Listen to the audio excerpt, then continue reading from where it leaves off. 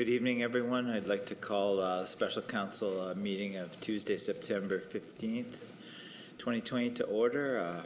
First off, are there any disclosures of interest? Seeing none. Anyone on virtual? No. Seeing none. First up, we're having the new Town of Grimsby procedural bylaw. And Sarah, are you going to start that? Thank you. So last Thursday, I introduced a draft copy of the proposed new procedural bylaw. I know I took all the comments into consideration, and I drafted different options for each of the sections that were commented about. So tonight I'm really looking at getting direction of which option to go towards, and I think just through a majority vote, then we can amend the bylaw as commented. Do you want to go through? Yes, thank you, Sarah. So I'll just start reading through them, and we'll start with section 3.33B.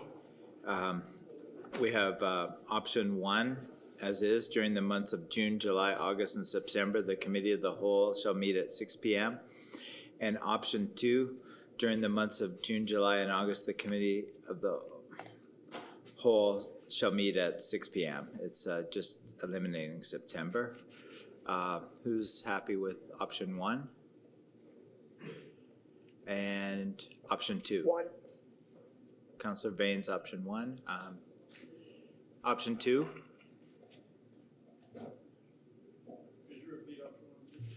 The difference between the two is just 6 p.m. meeting in September in option 1, and it's June, July, and August in option 2. Option 2 is September is being removed. In option 1, though, is 6 p.m. and September. Yes. Yeah, they're both 6 p.m. May I ask a question? Sure. Councillor Vardy, you need to go to the podium. Thank you. I know in the summer we only have one meeting a month. I prefer option 1. However, I hope that doesn't mean that in September we would just have one meeting, because I think we should start with 2 meetings in September. So I just want to have that clarification. Sarah? So, through you, Mr. Mayor. So option 1 would be 1 meetings in June, July, August, and September, and option 2 would be 1 meeting in June, July, August, so September would have 2 meetings. Yeah. Then I prefer You would option 2. yeah, that, yeah.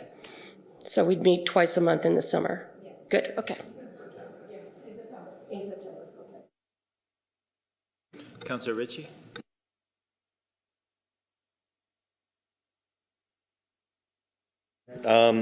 I just see option 1 as what we're doing currently. We always had the ability to call a special meeting. We always had the ability to call a special meeting, so therefore I think that the way it's worked in the past has been fantastic. Just like even over this past summer, we always had the ability to call a special meeting if we needed to deal with any of the issues throughout the summer. So that's why I'm supporting option 1. Thank you. Any further discussion? Mr. Mayor, can we have a recorded vote on these options? Sure. Thank you. I'm sorry, it's Dorothy. Can we clarify that with option 2, we are holding 2 meetings in September at 6 o'clock? Yes. All right, so Councillor Sharp.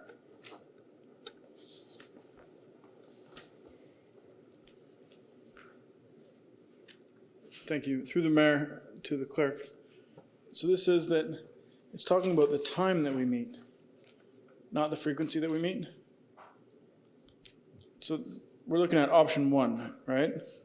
And option 2, and on section 3.3B. Yes, says that- section 3.3. So during the months of June, July, August, and September, the Committee of the Whole shall meet at 6 p.m. And during the months of June, July, and August, the committee of the whole shall meet at 6 p.m. It's talking about the time that we meet, not the frequency that we meet. And it's not talking about the number of times we meet. So this is not talking about, correct me if I'm wrong. So normally we meet the committee of the whole. What time does the committee of the whole normally start? Well, we haven't had any yet, but normally summer meetings start at either 6 or 6:30, depending on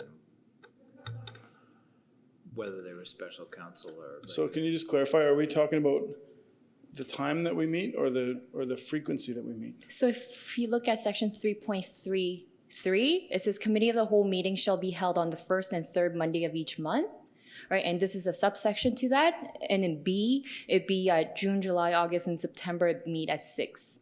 At So 6 it's, p.m. yeah. But it So doesn't- it's 6:30 regularly, and during these months, we're meeting at 6. Okay, so, but it's not, it doesn't change the frequency, it just changes the time that we, Yes, for Meet this, from yes. 6 It to is 6. 2 for all these months, yeah. so just to clarify for my colleagues and myself, this is only changing the time from 6:30 to 6. It's not changing the frequency. Yes, yeah.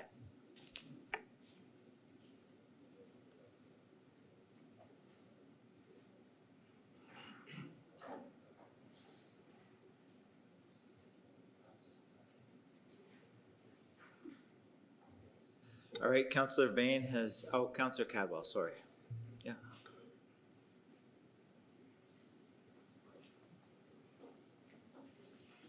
Yes, thank you, Mayor, for the opportunity to speak. Yeah, I'm going to support option 2. I've always been on council, and again, we've always done what option 1 is showing. And this is just my own personal preference. I think that I have spoken in the past about it a little bit, but I accepted the will of council always as in the past. But I think September, it's time to get back to business, you know. I know it puts a little bit more pressure on staff because maybe some holidays are still occurring, but yeah, and I'm definitely going to be supporting option 2. Thank you. Thank you, Councillor Cadwell. Councillor Sharp?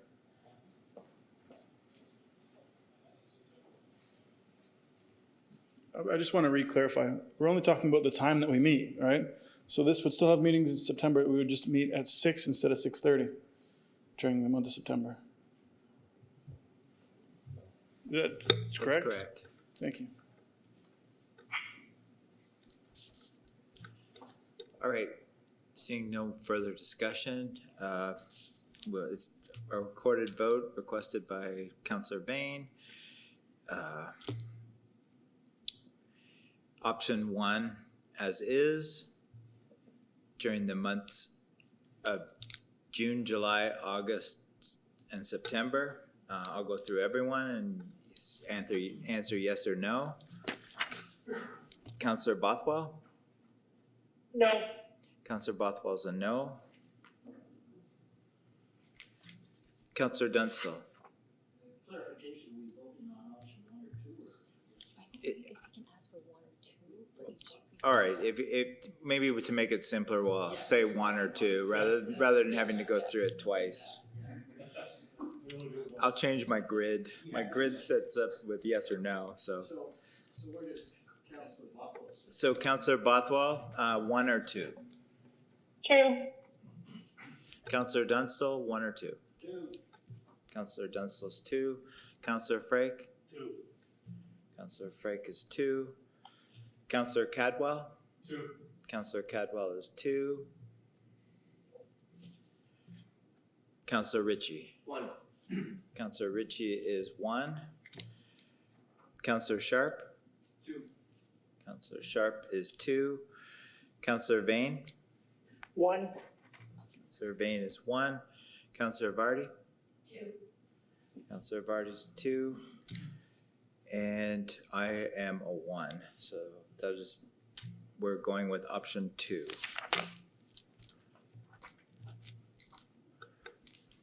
All right, section 3.53. This is new. Option 1, a special meeting of council shall require a minimum notice of 30 hours prior to the clerk. And option 2, a special meeting of council shall require a Minimum notice of blank hours cannot be less than 24 hours.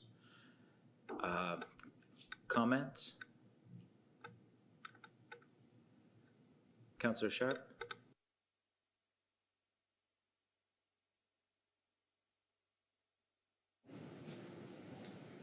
Thanks, Mayor Jordan.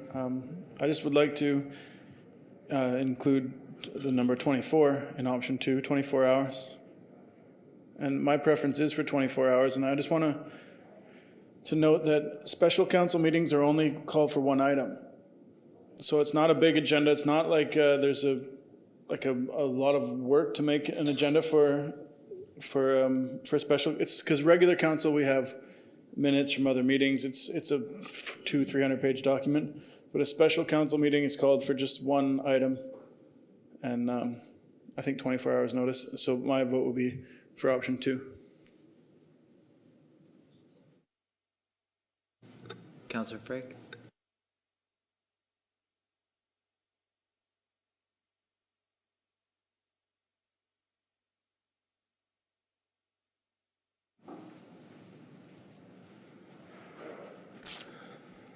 Thank you, Mr. Mayor. I just have a question for our clerk. Between the 1 and the 2, you need a certain amount of time to prepare things for either one of these situations.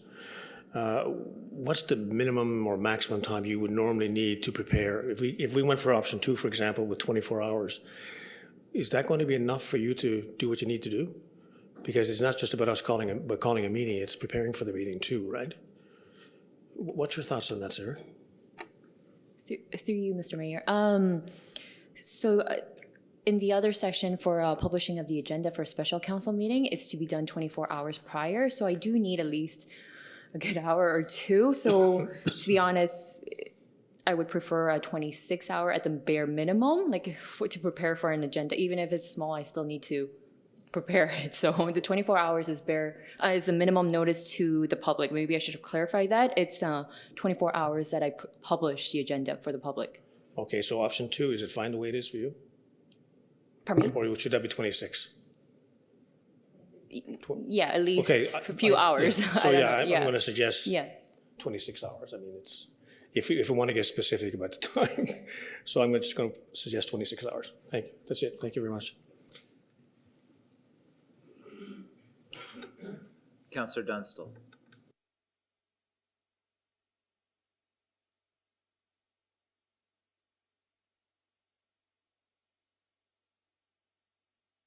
Thank you, Your Worship. Through you to the clerk. What is the urgency of a special council meeting being 26 or 30 hours? Could it be 48 hours, or does it always have to happen that quickly? Example, our special council meeting for the procedural bylaws was that about 30 hours? It sure didn't give us a lot of time to look at it, to research the material that was sent to us. So I'm just wondering I can see an urgent matter, but I'd rather see more time so we can do a better job than less time to rush into something. So I wouldn't be opposed to 48 hours. So that's my I opinion. think as a clarification, this is a minimum. It can be more, but But I just feel that if it's a minimum, then, well, we might always want to be, it's only 24 or 30 hours, so let's just do it. I think we need to give the clerk some time. That's all.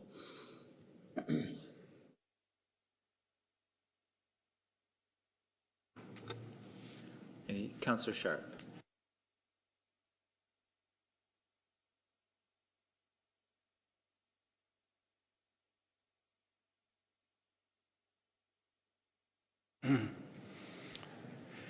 Thanks. Through the mayor. So I think that maybe a solution to this problem would be to, in the part where it says that an agenda should be published 24 hours, maybe should have a caveat in there that says within as soon as possible to 24 hours of us, because like was mentioned, in most cases, or in a lot of cases, special council meetings are called a week in advance, all right? And then it's just in very seldom cases that we want to call a meeting for the next day. And 30 hours means we can't call it for the next day. That means we have to call it for the following. So if we're calling a meeting at 5 o'clock, if right now it's about 5 p.m., we decide, listen, we got an item we need to deal with tomorrow. Like, it has to be done tomorrow. 24 hours, that means we can't even have the meeting until 11 p.m. tomorrow. So if we decided right now at 5:30 that we need a meeting tomorrow, I mean, this is plausible. We could have this. We can't call a meeting for 30 hours, means we can't call the meeting until 11 p.m. tomorrow, right? But if we have a 24-hour clause, we could call it by 5 p.m. tomorrow. And so maybe we should add a caveat into our 24-hour agenda publishing that in the case of a special council meeting, the clerk should publish the agenda as soon as possible within 24 hours, or as soon as possible once announced, right? Because, and I want to just get this made clear, is that if we were to petition a special council meeting right now for tomorrow, we wouldn't be able to do it until 11 p.m. So it's either 24 hours or it's 48 hours, right? Because, I mean, maybe not 48. We could call it for 9 a.m. the day after, right? So I think that 24 is our minimum amount, and that is for when we want to call a meeting for the next day. Because 30 hours doesn't allow it to call it for 2 days.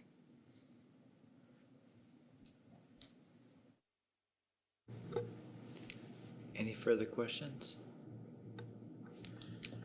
So we have option 1. Are we going to decide on option 2, what number we're putting in there?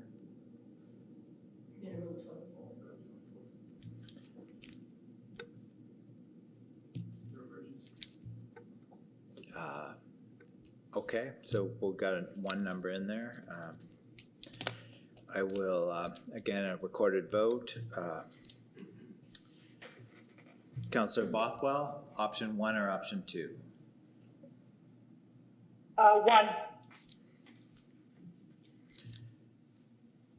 Councillor Dunstall, option 1. Councillor Frake? 1. Councillor Cadwell? 1. Councillor Ritchie? Option 1. Councillor Sharp? 2. Councillor Vane? Option 1. Councillor Vardy? Option 2. And myself, I'm option 2, so option 1 is carried. All right, now we move to section 7.5, subsection 2. Option 1 is as it is. All delegations would be heard at committee of the whole when possible. Where a delegate has spoken at the committee or council, a further delegation request by the delegate or a related party will not be permitted on the agenda unless the delegation is bringing forward new information. Only new information will be heard at committee or council. And now option 2, all delegations will be heard at committee of the whole when possible. Where a delegate has spoken at committee or council, a further delegation request by the delegate or related party shall be for bringing forward new information. And then in brackets, delegations should not be bringing the exact same material. There must be at least some sort of new information when presenting again. Discussions? Mr. Mayor, can I get some clarification there? It seems they're both saying that they can only appear if they're bringing new information. I know there's more words on the first one, but I can't seem to figure out what the difference is. What it means is the delegation shouldn't be just carbon copies, one and then the next one. If a delegation is reworded or adding more information, that's option 2. Okay.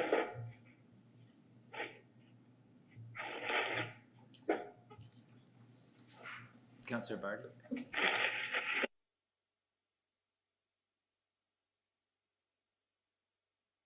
Mr. Mayor, I think it's really important that we be very careful with the language that we use so that we're not excluding residents from being able to give an opinion as an issue evolves.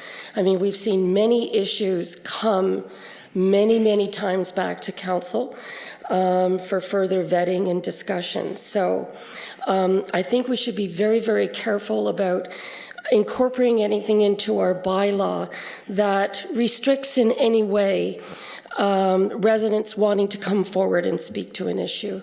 So I'm not in favor in putting any kind of, fence or barrier up if people want to come again and voice concerns again at another hearing of an issue that's under discussion. I think they should be permitted. Any further questions or comments? Did you want?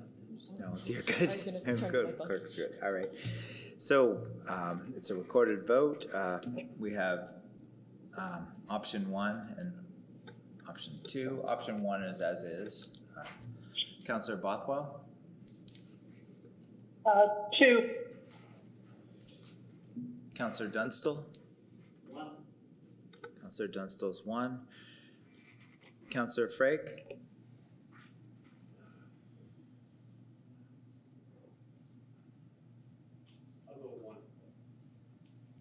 Councillor Frake is 1.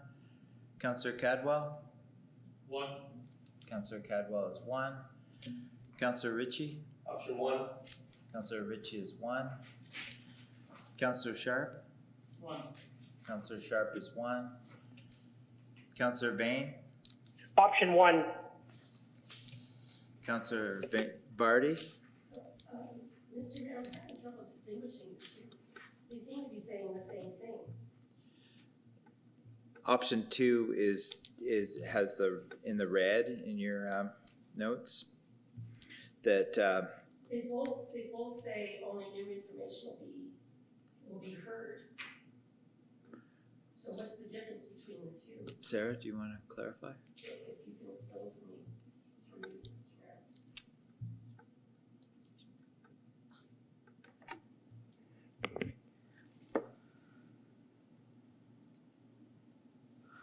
Sorry.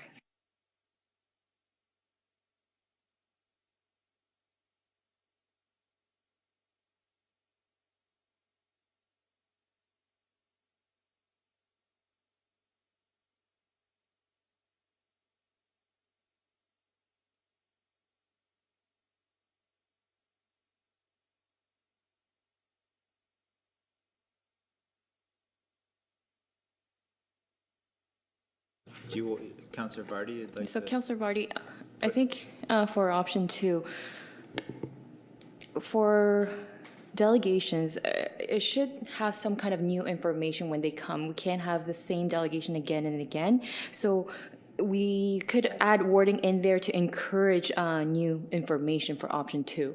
But they both say only new information. So 1 is with only new information. Only option 2 is they could come back, but we will be encouraging new information. Okay. So yeah.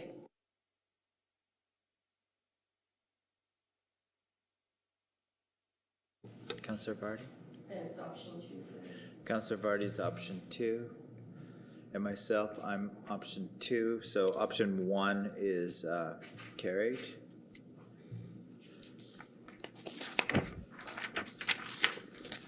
Moving on to section 7.5, subsection 3, option 1, which is as is. The inclusion of delegations on the agenda will be on a first-come, first-served basis, and regard shall be given to the length of the agenda. Delegations shall be limited to 5 delegations, but will be at the discretion of the clerk in consultation with the chair for further inclusion. That's option 1. Option 2, the inclusion of delegations on the agenda will be on a first-come, first-served basis, and regard shall be given to the length of the agenda.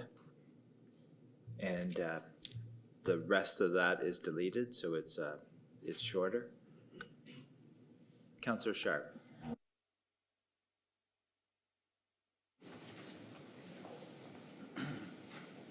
Thank you. Through the mayor and to the clerk, I wonder in option 1, are we looking at where it says limited to 5 delegations? Does that mean 5 delegates? And if it does, can we correct that? No, I think what it means, 5 delegations would be 5 separate Oh, delegations. so there'd be 5 separate delegations on an agenda. Okay, sorry, I was misunderstanding that. So then option 2 is the same, but it won't be limited to 5. You could have any number, but the regard will be given to the size of the agenda. Okay, then, all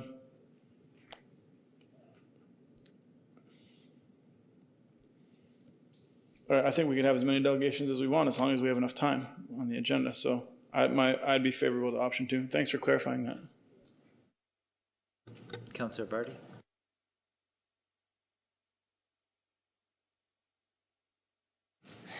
In option 2, can we add in consultation with the chair? Because I think it's important that the mayor makes the call on the length of the agenda. I'd be happy with in consultation with the clerk and the chair, the way we do it now, if everyone else is happy with that. Councillor Ritchie? Through you, Mr. Mayor, I think that's what option 1 does. Option 1 gives 5 delegations, but it gives you and the clerk the discretion to add additional ones. So I think that it should be left as is. And option 2, otherwise it's just the same thing, right? So leave option 1 as is because it's through you and the clerk and you guys. I was just trying to simplify that. All right. Seeing no further questions or comments, I'll read the 2. Or no, I won't read them again. Sorry, heavy enough. I'll just call for a vote on the 2. Councillor Bothwell? Option 2? Councillor Bothwell's option 2. Councillor Dunstall? 1. Councillor Dunstall's option 1. Councillor Frake? Option 1. Councillor Frake is option 1. Councillor Cadwell? 1. Councillor Cadwell is option 1. Councillor Ritchie? 1. Councillor Ritchie is option 1. Councillor Sharp? 1. Councillor Sharp is option 1. Councillor Bain? Option 1. Councillor Bain is option 1. Councillor Vardy? 2. Councillor Vardy is option 2. Myself, I'm option 1. So it will be option 1. It's passed. Up next, we have section 7.5 brackets 4. Option 1 is a delegation concerning agenda items has a maximum of 5 minutes. Delegations consisting of more than 5 persons shall be limited to 2 speakers. The allotted time includes any audio or video presentations, but may be increased at the discretion of the chair to accommodate for such presentations, and does not include answering questions from the members. And option 2 is a delegation concerning agenda items has a maximum of 10 minutes. Delegations consisting of more than 5 persons shall be limited to 2 speakers. The allotted, okay, and that's the end of that one. Questions or comments? Councillor Frake?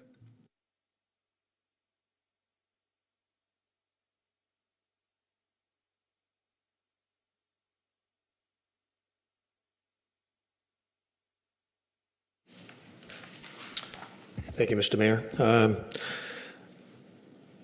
The fact that we put in the discretion of the chair, is that the chair and the clerk or just the chair? Sorry, just the chair.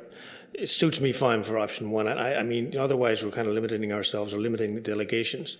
But I think that the 5 minutes, 5 persons, and anything else at the discretion of the chair works. I think it gives us all what we need. Otherwise, we're just going to be limiting everything too finely, and I think we need to give some discretion to the chair and the clerk making these decisions. So I think option 1 is the one I will go with. Thank you.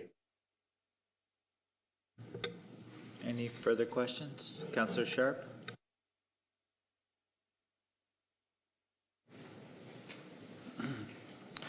So I spoke about this a little bit at our last meeting.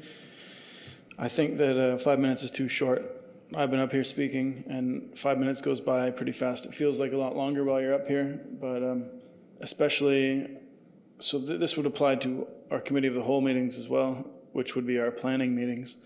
And so often you'll have people that get up and and have something to say. And like, also when we consider that a delegation of 5 people has only 2 speakers, that's only 2.5 minutes each. Like we're talking 150 seconds. And you gotta, so a lot of these people come with like a whole page and a half written, and we want to give them the respect for people, especially for resident delegations. I mean, it might be a little different when professionals get up here to delegate and we say like, be concise, get to the point.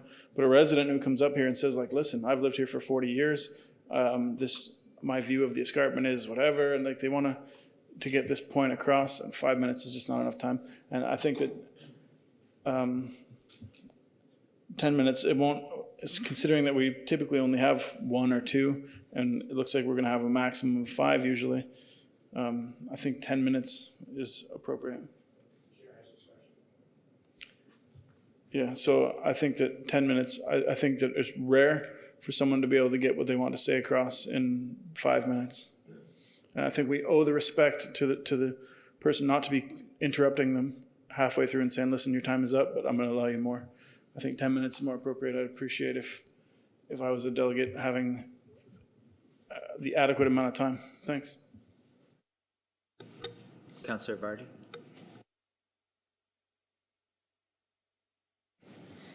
Yeah, I'd like to reinforce what Councillor Sharp has said. I think it's a matter of respect. We serve at the pleasure of residents, and it is our job to hear people. Whether, if it's going to take them 10 minutes, at least, then we need to sit there and listen to them. It's about respect. I've done a lot of consultations in my career, and I've listened to people a lot longer than 10 minutes. So at a very minimum, I think 10 minutes is appropriate, and perhaps longer at the discretion of the chair. Thank you. Councillor Cadwell?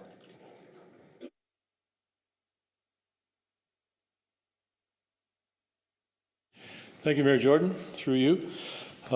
Just my experience, we've always been 10 minutes.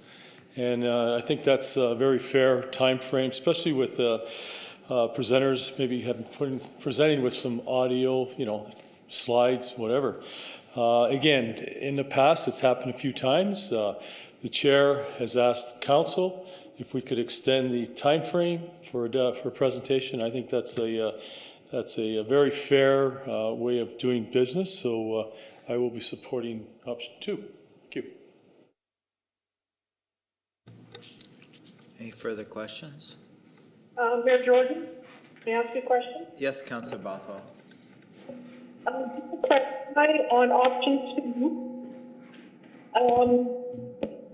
am I assuming that does not include answering questions from the members, even though it's been struck out?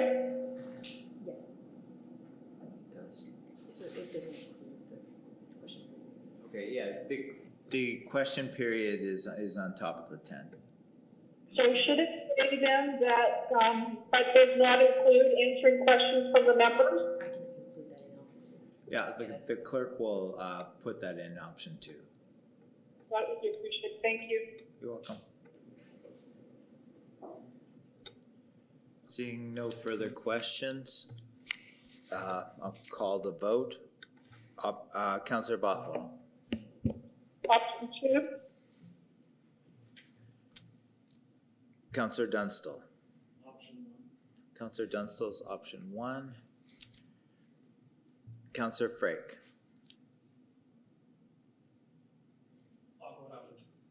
Councillor Frake is option 2. Councillor Cadwell. Option 2. Councillor Cadwell is option 2. Councillor Ritchie. Option 1. Councillor Ritchie is option 1. Councillor Sharp. Option 2. Councillor Sharp is option 2. Councillor Vane. Option 1. Councillor Vane is option 1. Councillor Vardy. Option 2. Councillor Vardy is option 2, and myself is option 2. So option 2 is successful. Up next, we have section 7.5, subsection 3. Option 1, this is as is. Delegation must abide by the rules of procedure and public conduct at meetings. They will accept any decisions of the chair and not enter into cross-debate with members, other delegations, or staff. Any discourse between members and the delegation will be limited to members asking questions for clarification and obtaining additional relevant information only without debate. And option 2 is delegation must abide by the rules of the procedure and public conduct at all meetings. They will accept any decisions of the chair. Councillor Ritchie?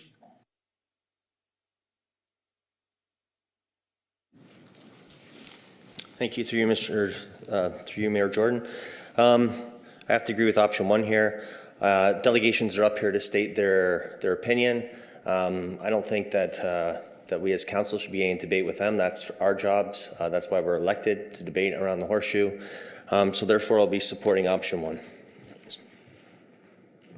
Councillor Vardy?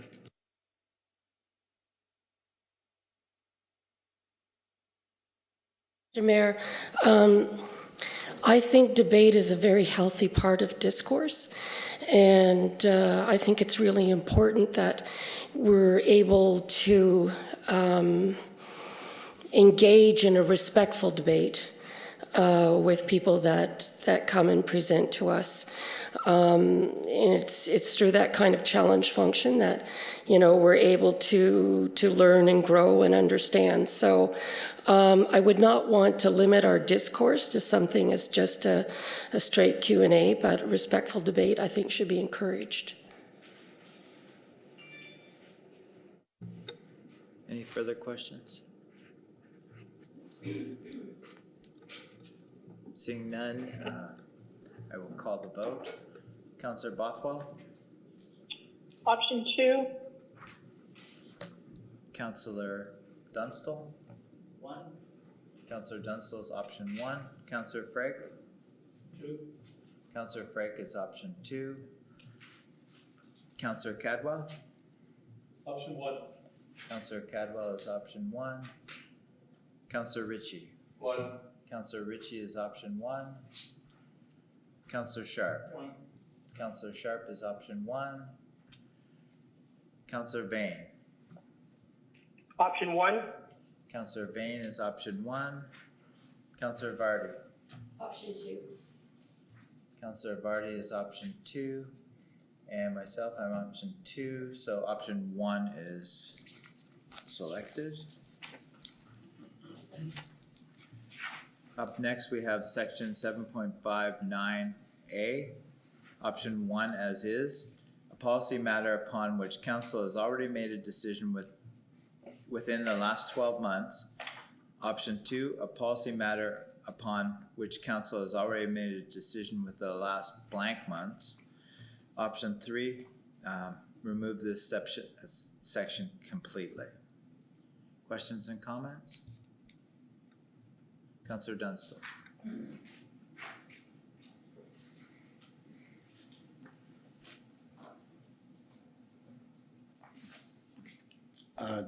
Thank you, Mayor.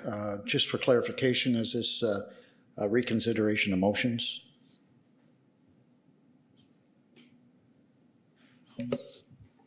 Through you, Mr. Mayor. No, this is regarding delegations. It says no delegation shall be made to committee or council on matters relating to a policy matter upon which council has already made a decision within the last 12 months. Thank you.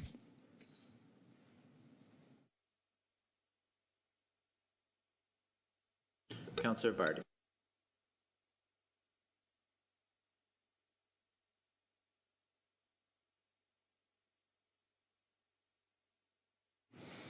Thank you, through you, Mr. Mayor.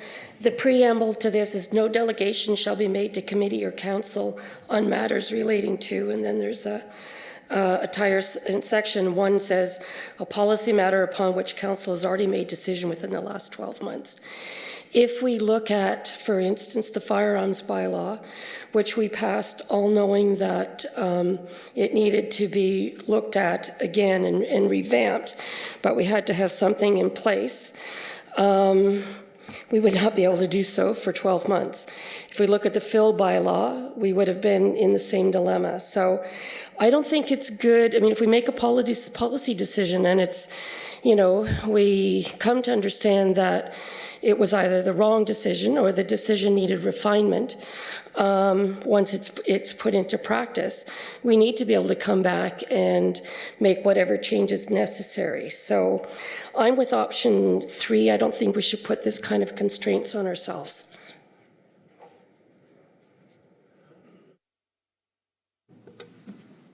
Any further questions? Councillor Ritchie?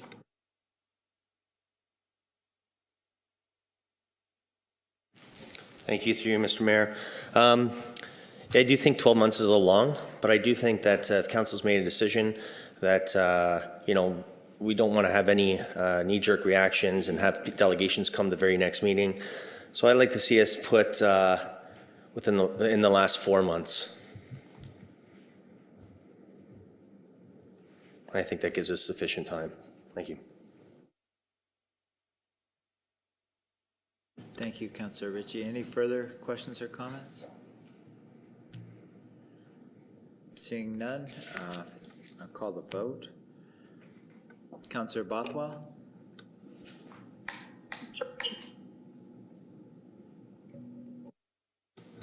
Councillor Bothwell?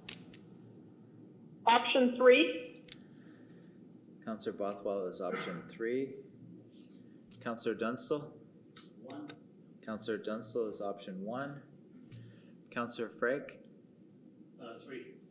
Councillor Frake is option 3. Councillor Cadwell? I'm going to go with option 2. Councillor Cadwell is option 2. Councillor Ritchie? Option 2. Councillor Ritchie is option 2. Councillor Sharp? Option 2. Councillor Sharp is option 2. Councillor Bain? Option 2. Councillor Bain is option 2. Councillor Vardy? Option 3.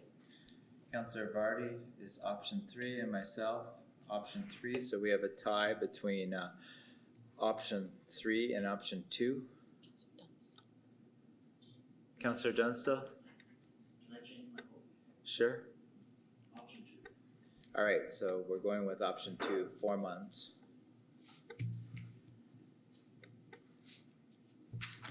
Up next, we have section 7.5.10, subsection 10.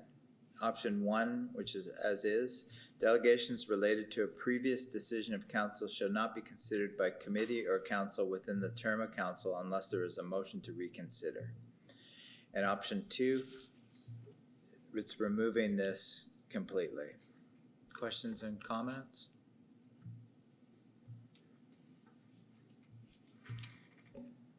Seeing none, I will call the question. Councillor Bothwell? Option 2. Councillor Dunstall? Councillor Dunstall is option 1. Councillor Frake? Councillor Frake is option 2. Councillor Cadwell? 1. Councillor Cadwell is option 1. Councillor Ritchie? 1. Councillor Ritchie is option 1. Councillor Sharp? 1. Councillor Sharp is option 1. Councillor Vane? Option 1. Councillor Vane is option 1. Councillor Vardy? Option 2. Councillor Vardy is option 2, and myself, I'm option 2. So option 1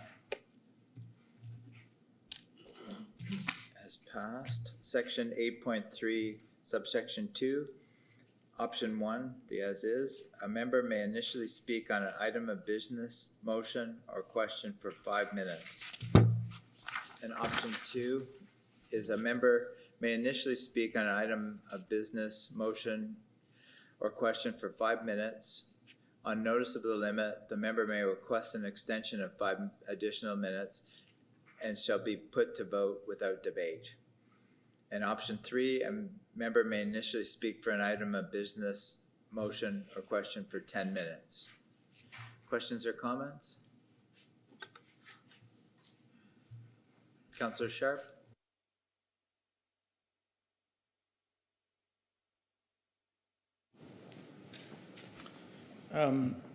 Through the mayor, the same as my previous comment. 5 minutes goes by pretty fast, and 10 minutes I think is reasonable. And I think that even at that, it may need to be extended at the discretion of the chair sometimes. And for example, last time that we met here, last week, some of the items we spoke to for 15, 20 minutes.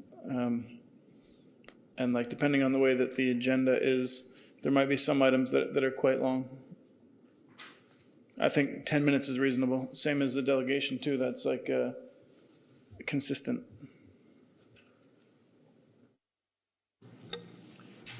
Any further questions or comments? Seeing none, I'll call Councillor Bothwell, Option 3. Councillor Dunstall. Option 2. Councillor Dunstall's option 2. Councillor Frake. Option 2. Councillor Frake is option 2. Councillor Cadwell. 2. Councillor Cadwell is option 2. Councillor Ritchie. Option 2. Councillor Ritchie is option 2. Councillor Sharp. Option 3. Councillor Sharp is option 3. Councillor Bain. Option 2. Councillor Bain is option 2. Councillor Vardy. Option 3. Councillor Vardy is option 3. And myself, I'm option 3. So option 2 is carried. Section 8.33, option 1 as is. Any member wishing to speak on an item of business, motion, or question a second time may do so for a further 3 minutes. Option 2, any member wishing to speak on an item of business, motion, or question a second time may do so for a further 3 minutes. On notice of the time limit, the member may request an extension of 5 additional minutes and shall be put to vote without debate. Questions or comments? Seeing none, I'll call that. Councillor Bothwell. Option 2. Councillor Dunstall. Option 2. Councillor Dunstall's option 2. Councillor Frake. Option 2. Councillor Frake is option 2. Councillor Cadwell. Option 1. Councillor Cadwell is option 1. Councillor Ritchie. 2. Councillor Ritchie is option 2. Councillor Sharp. 2. Councillor Sharp is option 2. Councillor Bain. Option 2. Councillor Bain is option 2. Councillor Vardy. Option 2. Councillor Vardy is option 2, and myself is option 2, so it's option 2. Section 8.4, subsection 4, option 1, which is, no member shall enter into debate with a delegation or staff. And option 2 is remove this section completely. Discussion or comment? I have a question, Mr. Mayor. Councillor Bain. Just the word debate.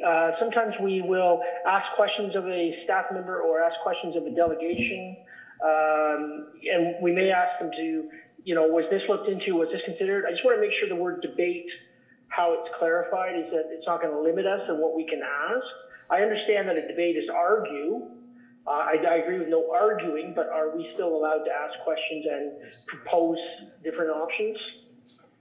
Yeah, I believe the ability to ask questions is covered in a different part of our procedure. Okay, thank you for the clarification. Yeah.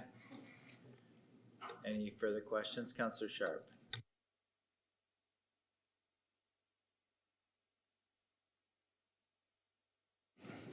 Through the mayor, I would like to point out that this is covered in our code of conduct. So the manner that we behave is governed by our code of conduct, and I think that this section should be removed.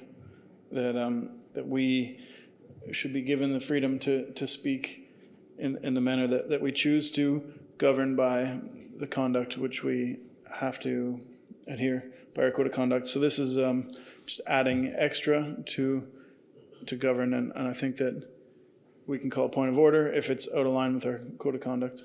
So I'll be voting to remove. Councillor Ritchie.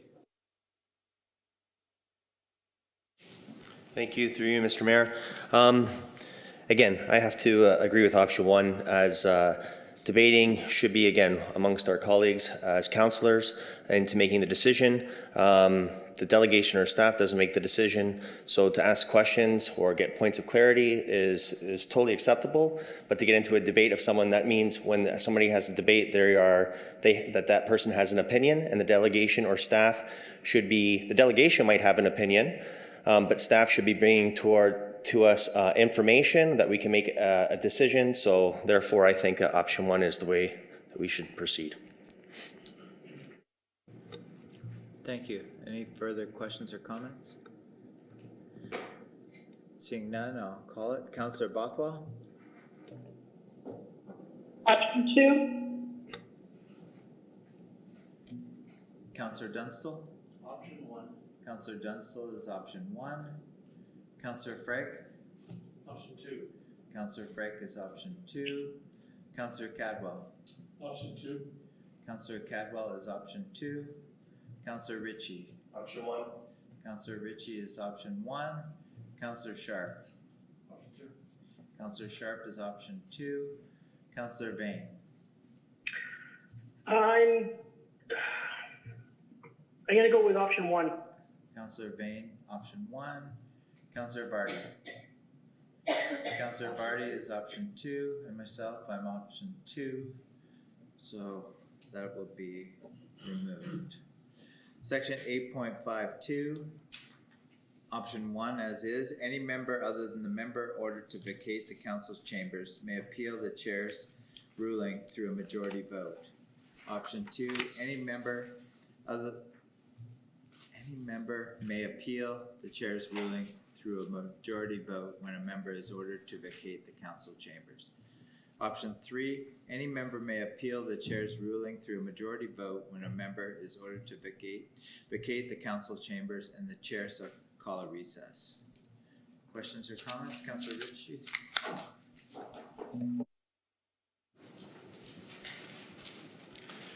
Thank you, through you, Mr. Mayor.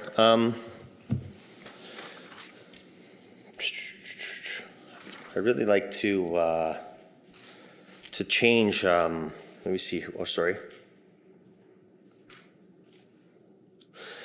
So what I'd like to do is, in option 3 there, any member may appeal the chair's ruling through majority vote when members ordered to vacate the council chamber. But I think the recess, when that's happened, that a recess should be called before that vote.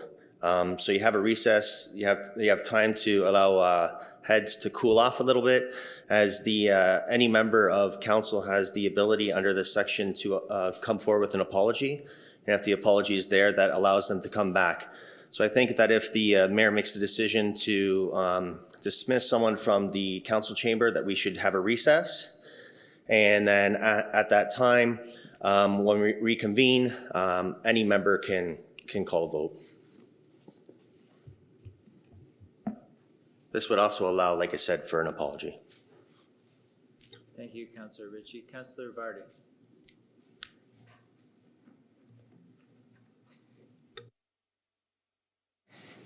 I guess I need to understand what it means by appealing the chair's ruling. Does that mean overrule the chair's ruling, or just asking the chair to reconsider? Because I think if appeal means overrule, I don't agree. If appeal means ask the chair to reconsider, I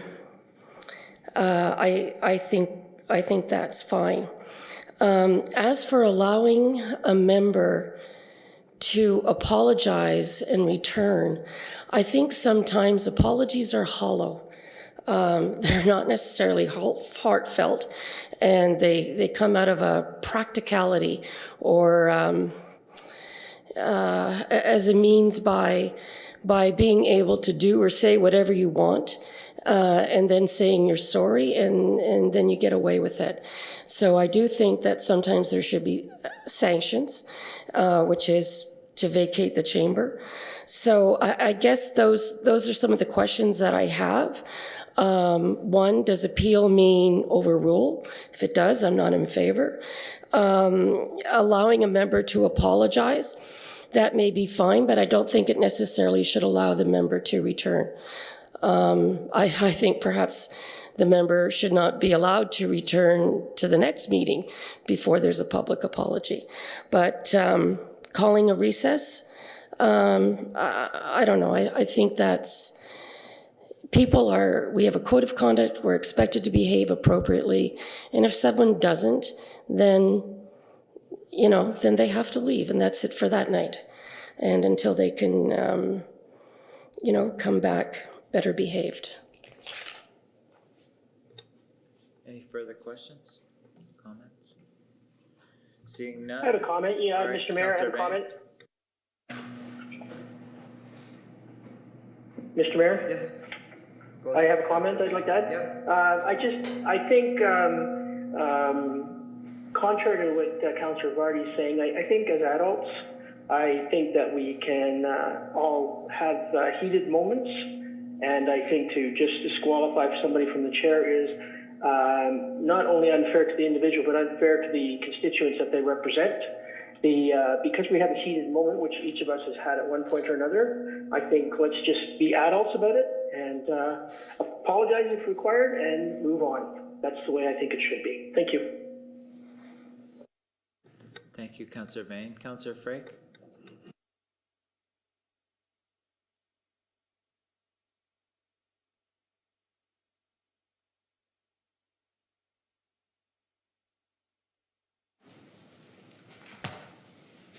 Thank you, Mr. Mayor. I tend to go along with Councillor Vardy's comments. And yes, we are adults. We're not kids. So as kids, yeah, maybe you can forgive them because they're kids. We're not kids. We're adults. And we know what the rules are. We know what the procedures are. We know what the code of conduct is. So when we come to this chamber after a year and now being here, I think we should know what's right or wrong.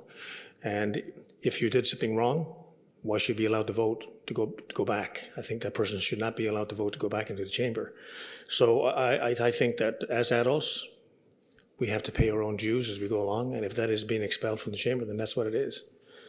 Anyways, I'll leave it at that. Thank you.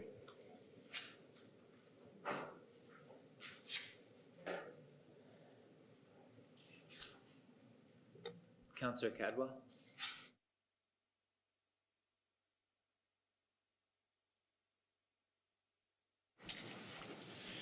Yes, thank you, Mayor Jordan. I guess the question I have, looking at the options and what just comes to mind, is any of these options contradicting our code of conduct at all? Like, is it a change to the code of conduct? I'm just, through my head, I was just kind of thinking of things, how through our code of conduct, how we're supposed to be acting. Is there any, I guess that's my question. To you, Mr. Mayor. It's more or less if a member disobeys a rule, the chair can make a ruling. Usually the first time he would give a formal verbal warning, and the second time he could order a member to leave the chamber, meaning that member cannot vote anymore or participate in the meeting, right? Because it's a big decision. If any members appeal that decision, right, there would be a majority vote, and it would be that majority vote that stands. So that's what this is trying to grab. All right, thank you. Councillor Sharp?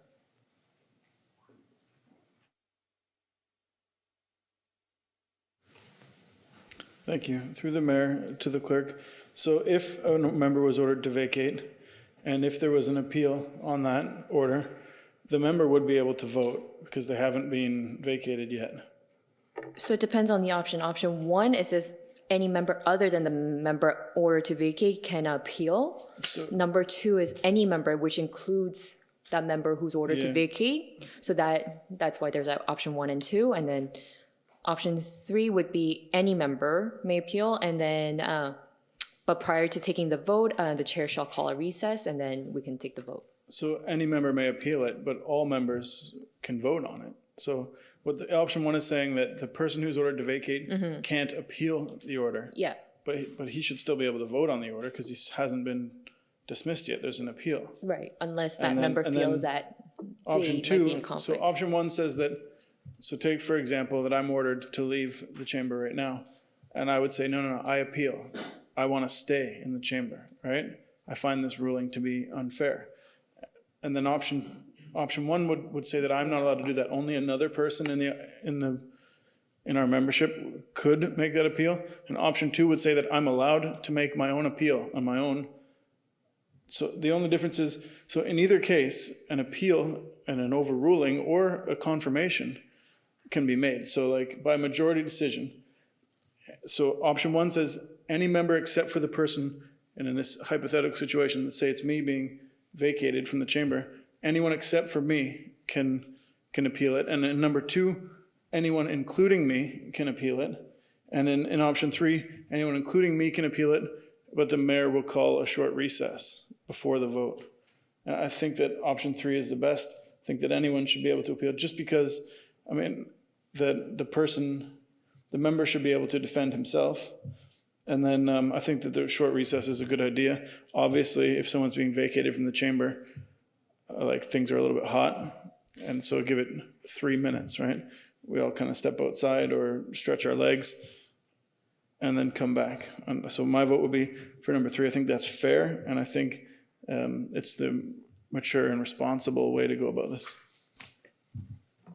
Thank you, Councillor Sharp. Councillor Cadwell, I thought you had your hand up.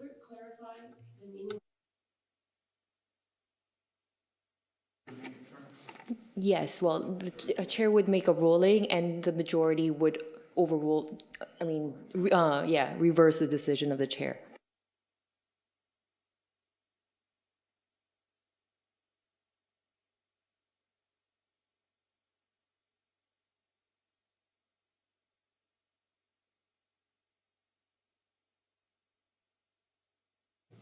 Councillor Cadwell, did you want to speak? Councillor Cadwell, did you want to speak? Oh, sorry. You had your hand up, so, No, I'm just reading. Sorry. okay. Councillor, seeing no more, call the question. Councillor Bothwell, Option one. Councillor Dunstall. Option three. Councillor Dunstall's option three. Councillor Frake. Option one. Councillor Frake is option one. Councillor Cadwell. Three. Councillor Cadwell is option three. Councillor Ritchie. Three. Councillor Ritchie is option three. Councillor Sharp. Councillor Sharp is option three. Councillor Vane. Option three. Councillor Vane is option three. Councillor Vardy. Option one. Councillor Vardy is option one, and myself, I'm option one. So option three is carried. Up next, we have section 9.82B.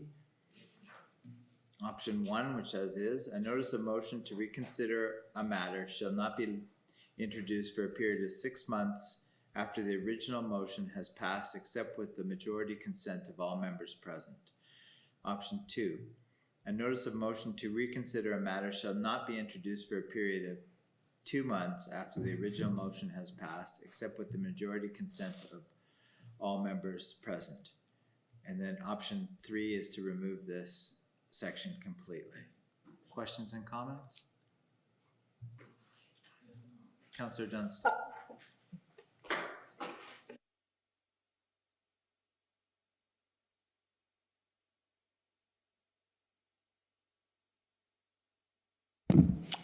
Thank you, Your Worship. Just for clarification, so by 6 months is the first notice of motion. We can't bring it back. 2 months is the second. Or option three, we could bring it back the next day? Is that what you're saying? Yes, technically, Yeah, that would technically be. we could bring it back next week. And do we need a majority though?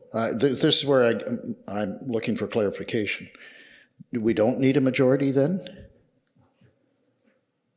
When we say majority, we're not talking 2/3 majority, we're just talking 5 out of 9?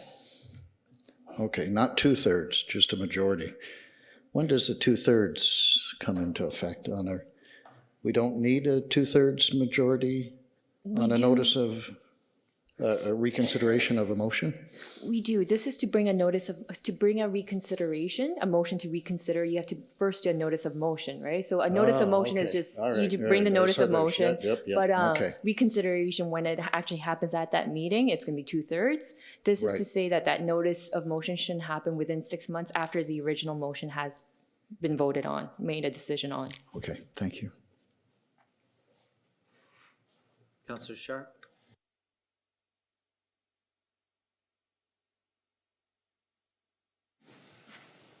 Thanks. Through the mayor, I would think we should strike this one.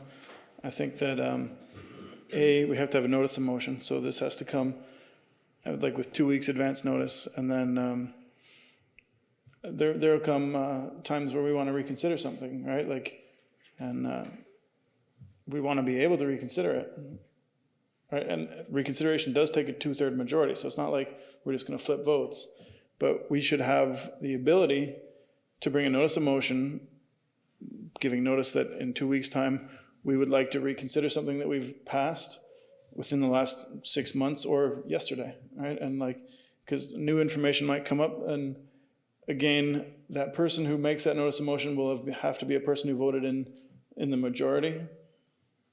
So it's not somebody who wants to rehash the vote. It's somebody who voted a certain way, who wants to reconsider their vote. And I think they should be allowed to do that right away, right? When the occurrence happens, which won't be that frequently, but I think that we need to leave it open. So I would vote to strike it. Thank you, Councillor Sharp. Any further questions or comments? Councillor Bothwell, you had said something before. Did you?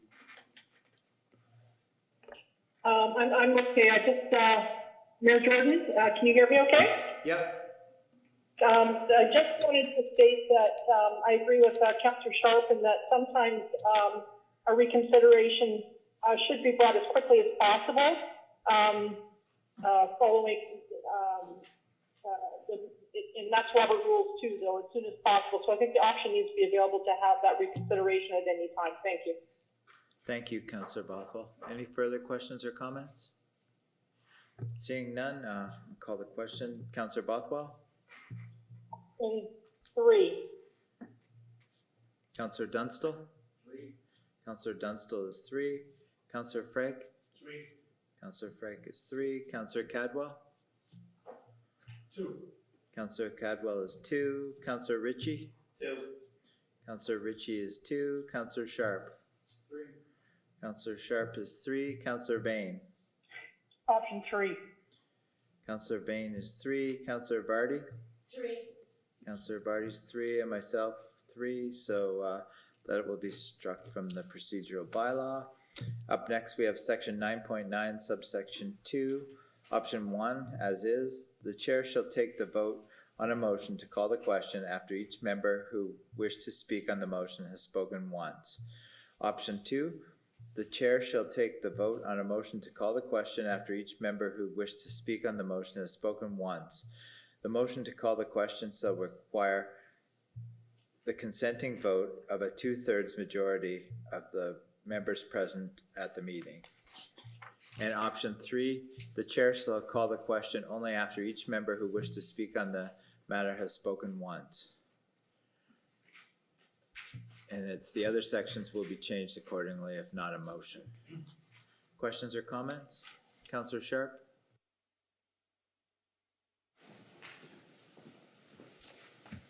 So I spoke about this briefly after the meeting with the clerk, and so I think that we should all be given, so I don't know which one this fits into or if we can amend one of these, but so every person should be given the opportunity to speak once. And I don't think that we should automatically call the question after everyone speaks once, but I think that we should have the opportunity to call the question after everyone speaks once. And I think that we should be allowed to keep speaking until someone calls the question.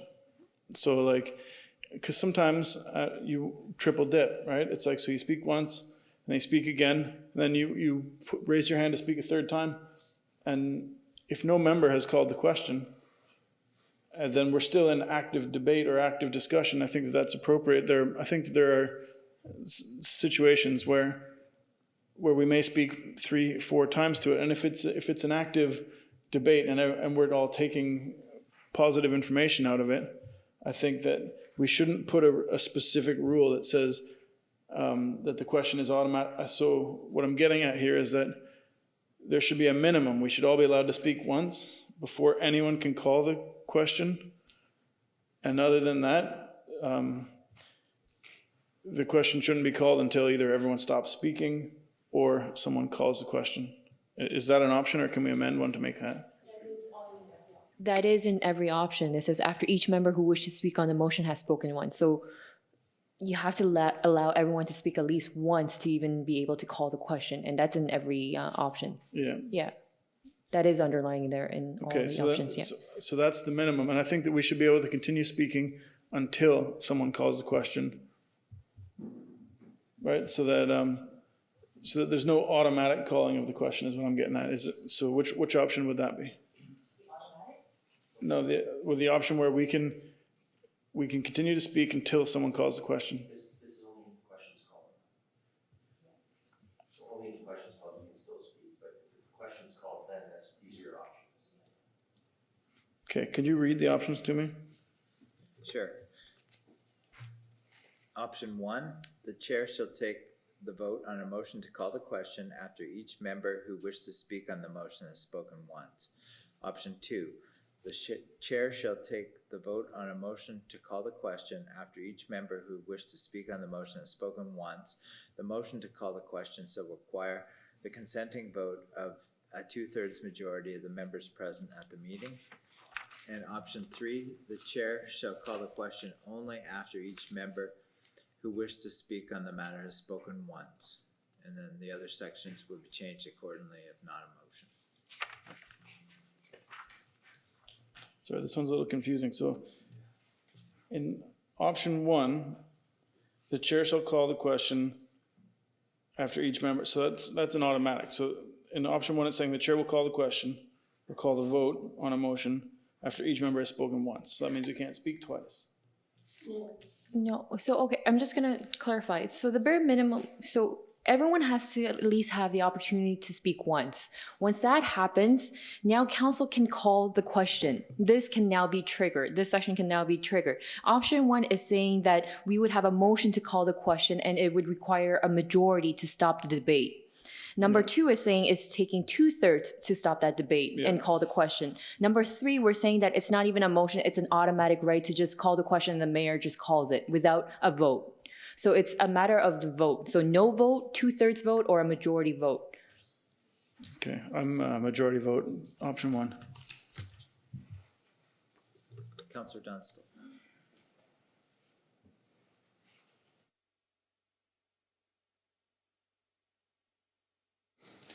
Yeah, thank you, Your Worship. The way I'm reading it, every member, this option 1, every member who wishes to speak on the motion has spoken once. Is that including if, say, that member decided not to speak in round 1 and we start into round 2 and he hasn't spoken, does he still have that option to speak before it's called to question? So let's say some members have spoken a second time, but that particular member hasn't spoken yet, and somebody calls to question, does he not have that right to still speak?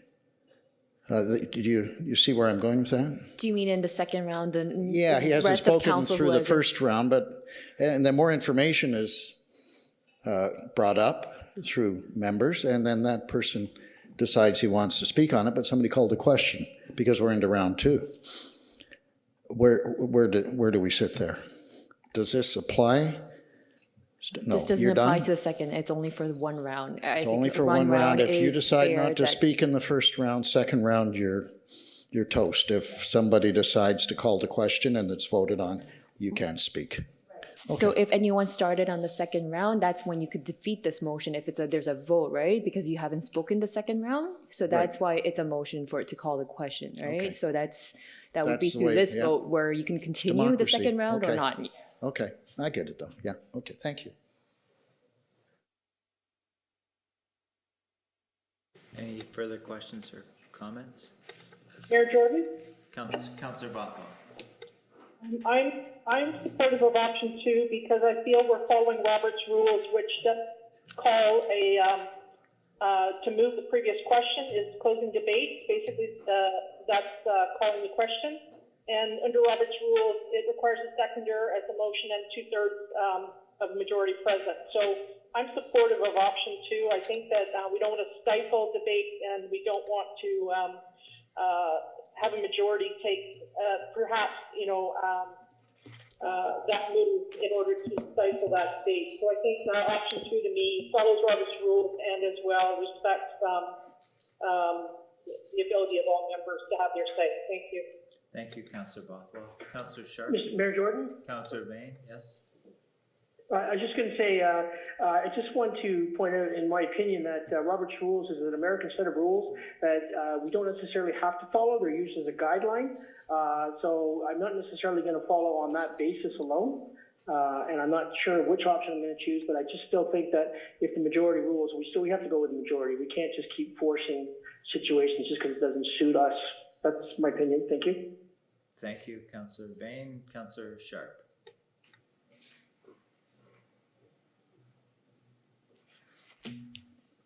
Thank you, Mayor Jordan. I'm glad Councillor Bothwell brought up that point. So, for example, take hypothetical that there's a split 5-4 vote. Right? Sometimes that happens, right? And so, like, we go through and we talk and we speak once to it. We don't really get into a fulsome debate, and then the 5 who are strongly in favor of say, I call the question. Right? We don't even have time to really debate it, right?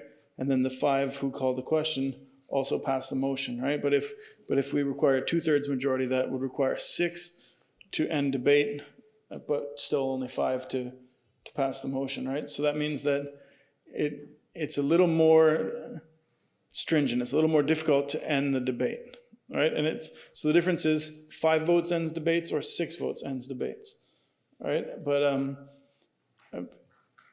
we want to be able to continue our debate, and we don't want to necessarily stifle the debate when a majority of council decides they're going to. So the minority should still be given the opportunity to speak, right? Because if you have a majority vote, so I mean, if you look at the Municipal Act, it says that the majority has the right to decide and the minority has the right to be heard. All right, and so we have rights here as councillor according to the Municipal Act, not Robert's rules, and whether that's American or whether there's a Canadian standard. The Ontario Municipal Act says that the majority has the right to decide on matters, and that the minority has the right to be heard. And so, if we're debating, even though a majority has decided, there's 5 of us that have said, "Listen, we've already made up our mind. We're gonna," but if they would need another person from the minority to come over to end debate. And I think that we're not talking like filibuster. We're not going to like debate until this closes the meeting and we don't even make the decision. We're talking that like it prevents debate from ending without 2/3. I think that my colleague brought up a good point, and I think that voting for the 2/3 majority, which is option 2, is probably our. In the occasional circumstance where we have to call the question, I think that 2/3 should be required to end the debate. Thank you, Councillor Sharp. Any further questions? I'll call the vote. Councillor Bothwell. Option 2. Councillor Dunstall. Option 2. Councillor Dunstall's option 2. Councillor Frake. Option 2. Councillor Frake is option 2. Councillor Cadwell. Option 1. Councillor Cadwell is option 1. Councillor Ritchie. Option 1. Councillor Ritchie is option 1. Councillor Sharp. Option 2. Councillor Sharp is option 2. Councillor Bain. Option 1. Councillor Bain is option 1. Councillor Vardy. Option 2. Councillor Vardy is option 2, and myself, I'm option 2. So option 2 is carried. Up next, we're at section 15.2, subsection 2. Option 1 is as is.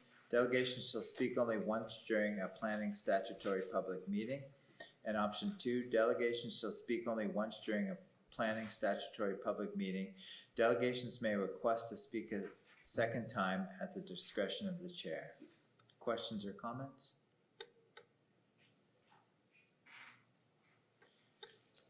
Seeing none, Councillor Bothwell, Option 2.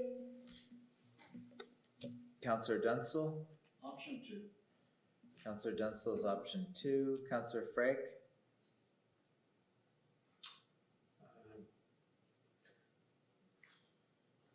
Option 2. Councillor Frake is option 2. Councillor Cadwell. 2. Councillor Cadwell is option 2. Councillor Ritchie. 2. Councillor Ritchie's option 2. Councillor Sharp. 2. Councillor Sharp is option 2. Councillor Vane. 2. Councillor Vardy. Option 2. Councillor Vardy is option 2, and myself, I'm option 2. So it's option 2. Section 15.23. Option 1, as is, delegations shall register with the clerk prior to the meeting. Option 2, delegations will be permitted without prior registration during any public meeting as required by the Planning Act. Delegations are strongly encouraged to register before the delegation deadline. Questions or comments?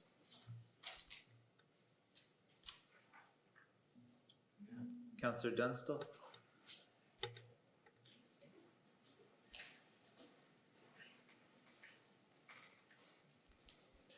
Thank you, Your Worship. Option 2, delegations will be permitted to do what? Without registering? To speak? Oh, okay. It doesn't say that. That's, it just, right? We have delegation. I think Will be we're- permitted without will be prior permitted. registration during the public meeting as required by the Planning Act. It just doesn't say what they can do. I we think can- just we can means- fix it that. means they'd be allowed. Allowed to speak. Yes. Okay, thank you. Any further questions or comments? Councillor Sharp.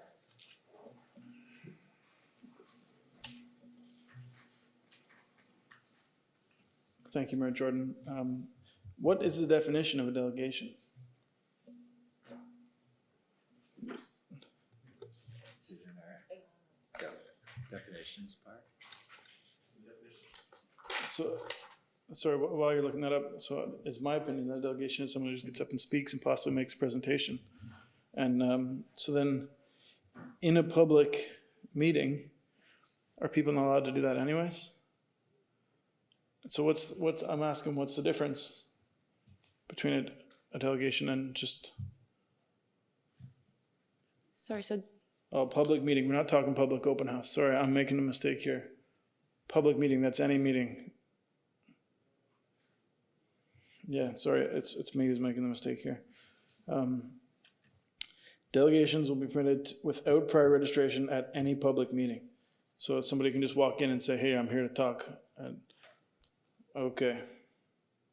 I was thinking public open house or statutory public meeting, but we're talking just a regular public council or committee meeting. Oh, committee, public meeting as required by the Planning Act. So we're talking statutory public meeting or public open house. So people are allowed to speak. So I'm wondering what's the difference between getting up to the podium and speaking and what's in a delegation? And to me, it seems like there is none. Other than a delegation might have a PowerPoint presentation. Possibly a clarification. In the past, I certainly know that we had a sign-up sheet on in-person meetings. So I don't know, maybe the clerk can clarify whether that's the type of thing that we're looking at again. yes, and I mean, there's a bit of administrative nature to this. If we get a prior registration, we're able to organize the meeting better and prioritize the order of speaking as well. So we're talking at a public meeting as required by the Planning Act, at any public meeting as required by the Planning Act. So I really only know about two public meetings. There's a public open house and there's a statutory public meeting. And both of those, I don't know, do we have our planner here or is, It is still good practice to have them register. They can still speak at a statutory public meeting, but it is good practice to get them to register so the clerk can plan, do we need, a bigger room? Do we need to go to the Peach King Center when we're back in normal? It is good to register. And if you notice, it says that delegations are strongly encouraged to register. It's not that they have to.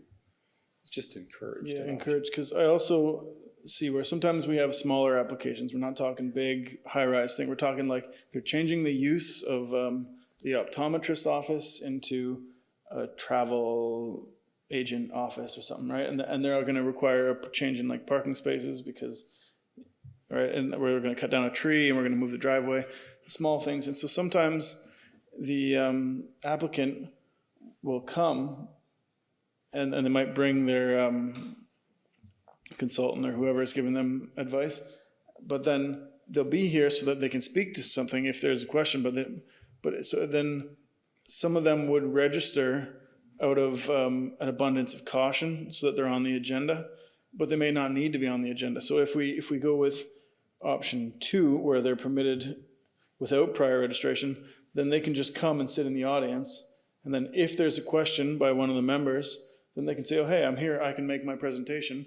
But if we use option 1, then they have to register and they will register. And in that case, we're going to get people making delegations just for the sake of making delegations so that they're on the list, so that in case a member has a question, they're on. So I think if we give them option 2 and we say, listen, just come, and then if a member has questions, you can get up and make your delegation, versus out of an abundance of caution, I think everyone will register and everyone will take 10 minutes to speak. And if we're looking at being more efficient in our planning meetings, which is a longer part, I think that we should allow them just to be present and not register, because if they register, we're gonna have 3 delegations automatically at every committee of the whole. Thank you, Councillor Sharp. Any further questions or comments? Mayor Jordan, if I can. Yes, Councillor Bothwell. Thank you. I think that with COVID, we've entered a different type of phase where this registration is kind of required for Zoom meetings and things like that, where we need to invite people to participate electronically. But past practice being with open houses and statutory public meetings that anybody who was able to attend was more than welcome to enter council and sit in the foyer there, and then after the presentations, they would come up to the mic and speak if they had any questions. And it's an informal way of allowing people to feel comfortable coming with their questions at open houses and statutory public meetings for the Planning Act. So I think we have practice with COVID that we're not restricting that type of freedom, and this is great language that it allows people that have not registered to still participate. In some way, I hope that when you look at how we hold those meetings, that we make it as easy as possible for people to participate and ask questions of the applicant. So I think option 2 is a good balance, and at this point, we just have to be really careful as to how we roll that out and make it as accessible as possible. Thank you. Thank you, Councillor Bothwell. Any further questions or comments? Seeing none. Councillor Bothwell. Option 2. Councillor Dunstall. Option 1. Councillor Dunstall is option 1. Councillor Frake. Option 2. Councillor Frake is option 2. Councillor Cadwell. Option 1. Councillor Cadwell is option 1. Councillor Ritchie. Option 1. Councillor Ritchie is option 1. Councillor Sharp. Option 2. Councillor Sharp is option 2. Councillor Vane. I'm going to say option 1. Councillor Vane is option 1. Councillor Vardy. Option 2. Councillor Vardy's option 2, and myself, I'm option 2. So option 2 is passed. Up next, we have section 15.2, subsection 4. Option 1, as is, it's silent on the matter. Option 2, the order in which delegations shall be heard is those opposed, those in support, and then the applicant or agent present. Questions or comments? Councillor Vardy?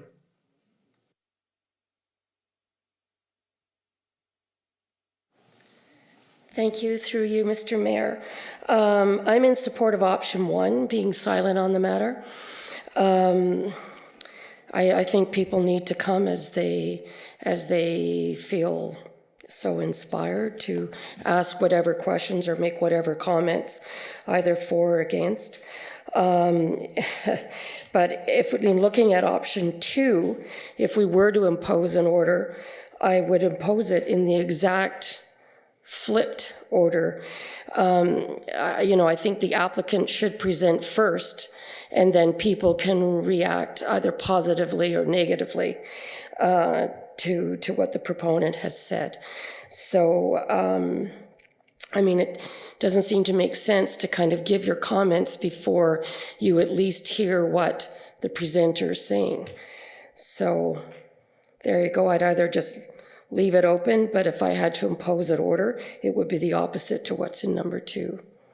So if you want to change number 2 to flip that order, that'd be fine if people were in favor of that. Otherwise, no order. Councillor Frey?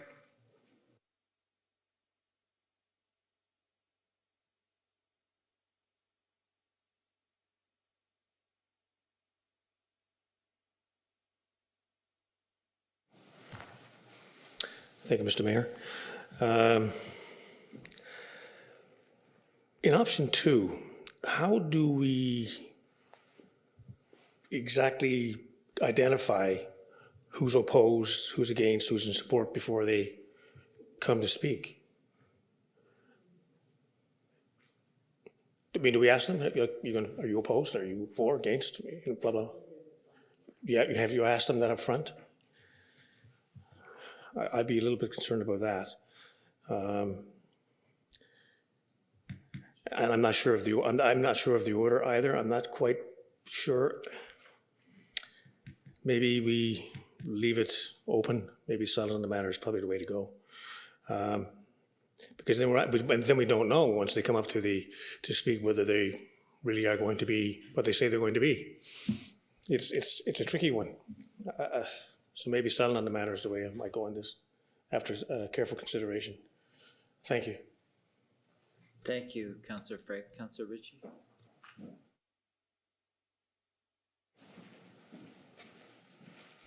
Thank you, through you, Mr. Mayor. I do believe, and maybe you might have more information on this, but I do believe the order, or having an order, is what a lot of municipalities are going to today. Is this correct, or it's best practice?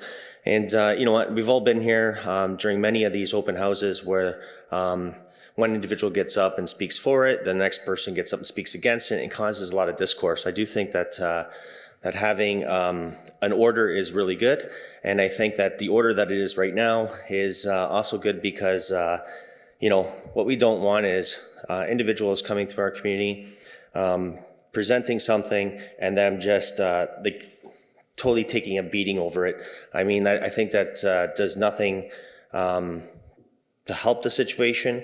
I think that we as a council, or whatever committee it is, committee of the whole, gets to listen to all the comments.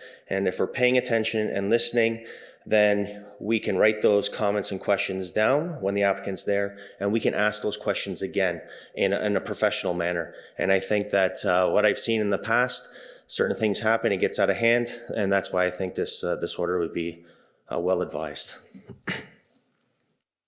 Thank you, Councillor Ritchie. Councillor Cadwell?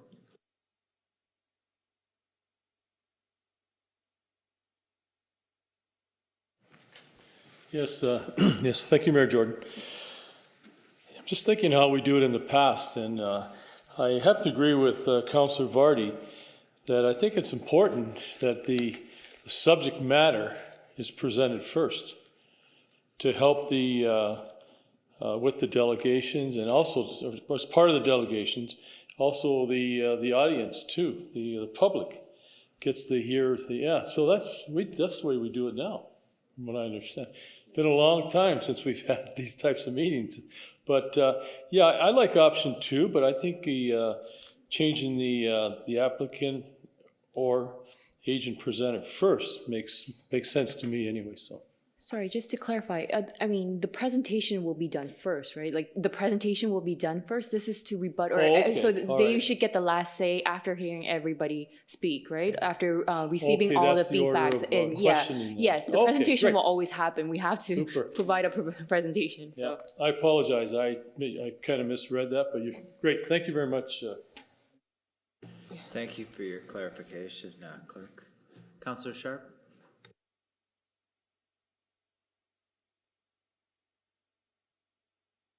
To the clerk, can you read section 15.2(4)?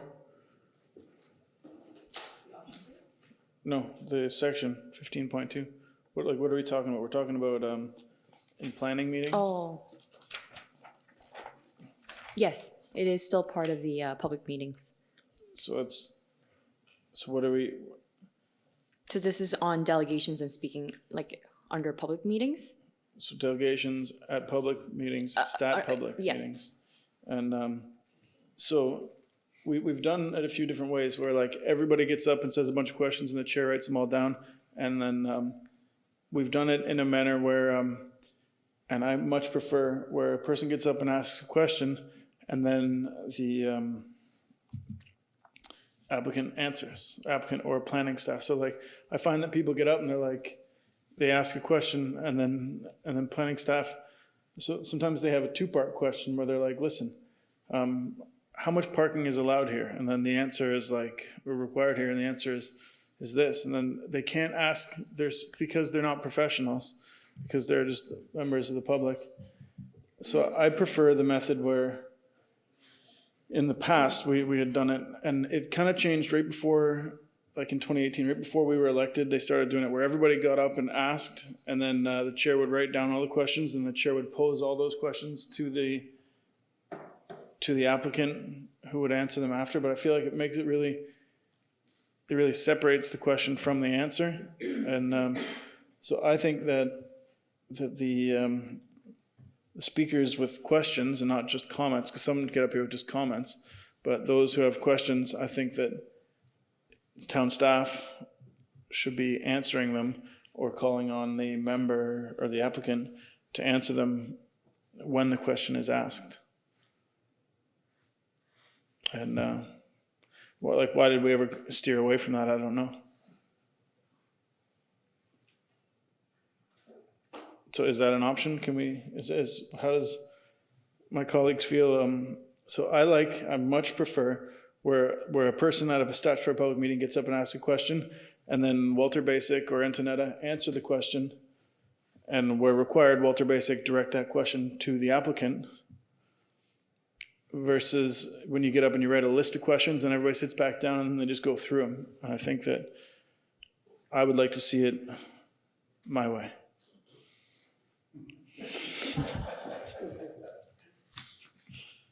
Does anyone else have any comments to that? Like, which? Yeah, so through you, Mr. Mayor.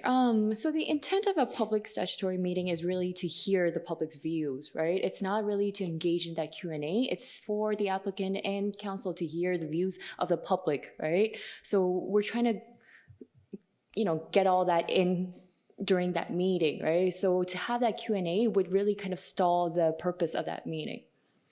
Okay, maybe I can ask what our former or current chair of planning, Councillor Bothwell, how has it worked when you were chair of the planning committee? Mayor Jordan, if I can speak to that? Certainly. I appreciate Councillor Sharp's comment. The Planning Act doesn't just say that we hear from the public, it says we allow the public to ask questions. So that is part of the requirement of the open houses and statutory public meetings. And we did change the process to assist both the applicant and staff in answering the questions as they came forward, because it often then the people behind who were going to ask questions found that they already heard their answer. Otherwise, you go through everybody coming up and they're asking the same questions or similar questions, and it does get muddled and lost by the end, as Councillor Sharp says, when you're trying to match up who asked the question to what the answer is. So I think what we've heard, what I've heard from both applicant and staff is that it seems to run very well, where the public comes up and ask their questions, they get recorded, and then staff and the applicants respond. And it does shorten the amount of questions that come forward. I think if that answers Councillor Sharp's question. I'm still a little confused. We're asking the question and then we're answering the question. That's the way that I prefer. Yeah, so I don't think we should be putting people in order, just asking questions. I think that, and again, we can always change it, but what seems to have been working well is the public asks the question, and then the applicant or staff, whoever has the expertise, responds. Right away. Briefly. Yeah, briefly, right away. I agree. That is the best way. That's the way that I preferred it when I was standing on either side of the podium or either side of the bench. But it's nice to be, so, and like Councillor Bothwell said in the Planning Act, that at our statutory public meetings that we allow members of the public to ask questions. And it does also, it answers the question because everybody hears it and then they're like, so what's the answer? And they're like, oh, wait, sit on the edge of your seat and wait. And like I said, sometimes the question, they say, if this is allowed, then how can we do this? So like if where's the applicant going to drain their surface water?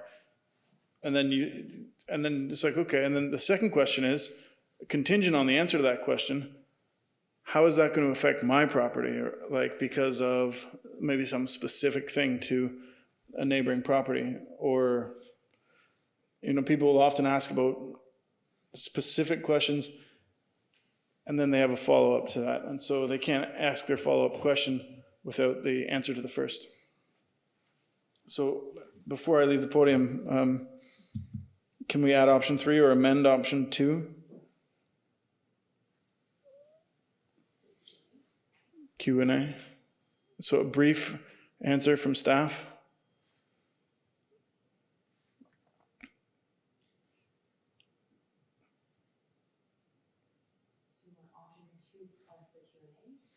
So in option 2, that people would ask questions and that staff would briefly answer the questions. In option 2, what I've seen work before in option 2 is that, you know, when the applicant has the opportunity at the end to speak, maybe jointly, maybe that third item is the applicant or agent present and maybe staff respond to questions. Would you be open to that at the end? Because then they can hear. I'd be open to them speaking again at the end, but what I want to see is that a member of the public gets up, asks a question, and staff or the applicant briefly answers the question. What I've seen there is that sometimes it gets into debate, and maybe we have to take that back and put that in. We have a rule now that says that they can't debate. So a person asks a question, staff answers a question. If they start arguing, then the chair will say, hey, we're not allowed to debate here. You're allowed to ask questions. They give you answers, and so the chair is going to have the discipline to control that. But I do much prefer, and I find that it seems more respectful for the person. I find that when we get everybody to line up and put their questions in and then they go away, and then the answers are always like, oh, it's okay. So like everyone gets up and says, my question is this, and then my question is that, and we write them all down. Then they all go sit back over here. And then the applicant and the staff get up and they say, none of your questions matter. They all are allowed, go home. And it's like, approved, thanks, right? And I find that it's best, I think, when a person asks a question that we should be briefly answering their question. And if it comes to debate, which I understand it can, then the chair will say, listen, this is not a place for debate. You can ask a question, we answer the question. Do you have another question? All right, and then like Councillor Bothwell said, that it also, people in the audience hear the answer to the question that they might want to ask. And I feel like with a question and then answer is a lot easier to understand than like a list of questions and then a list of answers. Makes it more confusing. And so can we make an amendment to option 2? Or add option 3? Add option 3 and it'd be exactly what option 2 states, plus allow for delegations to ask questions to be answered. Is that?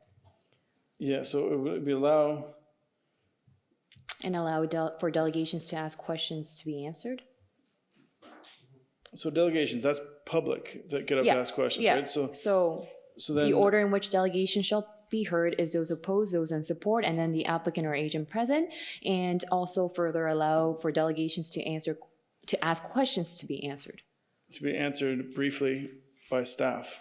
or whoever the appropriate. staff or So the we would leave applicant. it as answer to whoever would.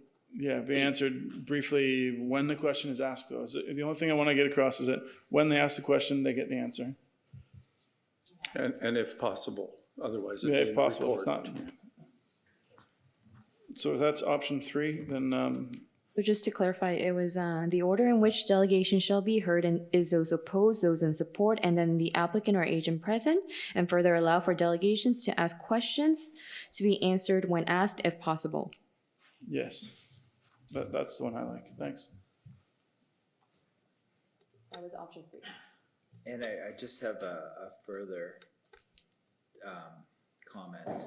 Just those opposed, those in support.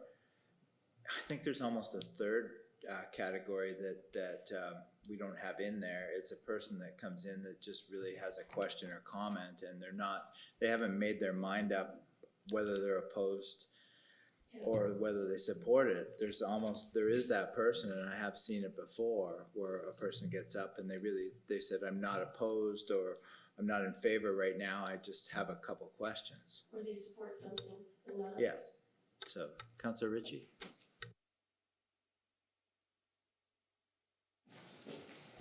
Thank you. Through you, Mr. Mayor. Then I'd like to propose that in option 2 and option 3, that it state the order in which the delegation should be heard is those opposed, those undecided, and those in support. And we'll proceed like that. Should cover it. Thank you, Councillor Ritchie.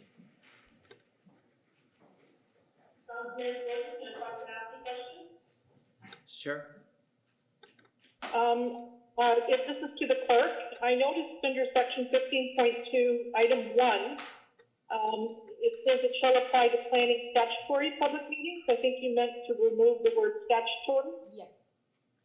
Okay, in section 1. And in section 2, it didn't come forward on our list of questions for a vote, but I believe that I did ask it at the last meeting. It says delegation shall speak only once during a planning statutory public meeting, and again, you have to remove statutory there.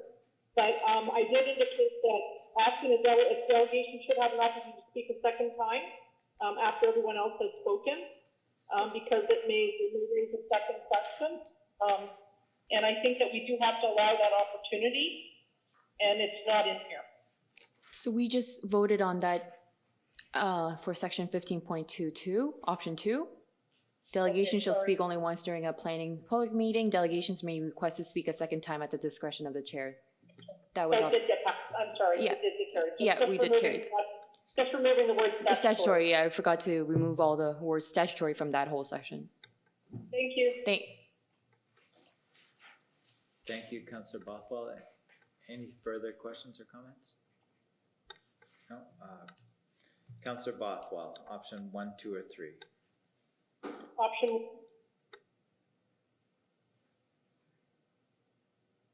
Pardon me? We didn't hear, we just heard option 1, option 1. yes. Councillor Dunstall. Option 2. Councillor Dunstall is option 2. Councillor Frake. Option 1. Councillor Frake is option 1. Councillor Cadwell. Option 2. Councillor Cadwell is option 2.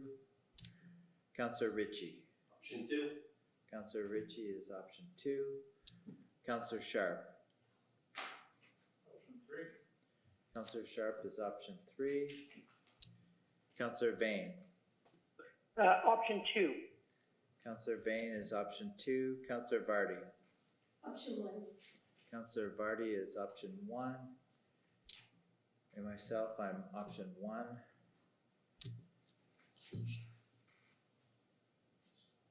So that makes a tie between 1 and 2.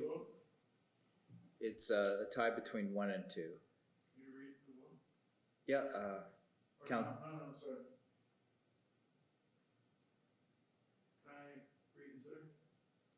Yes, Counselor Sharp, you may reconsider. Option 1. Counselor Sharp has picked option 1, so it's option 1, silent on the matter. All right, we're at the end.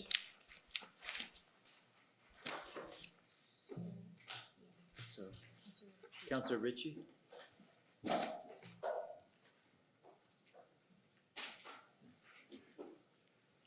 Thank you, through you, Mr. Mayor. There was a couple components here that when I read through this that wasn't there in the first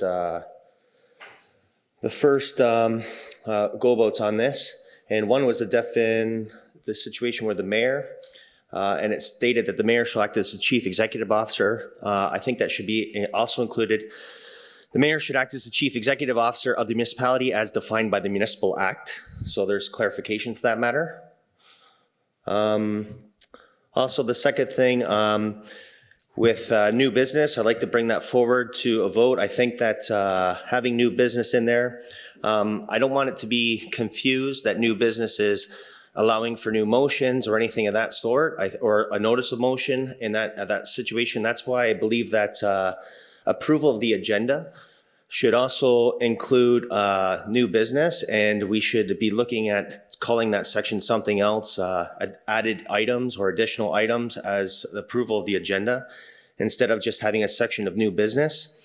So if we had additional items and announcements, because that's where I think we can get into some confusion of people bringing possible notice of motions without notifying the clerk at that time. I think we should be looking at that situation, because that is what the approval of the agenda is always for.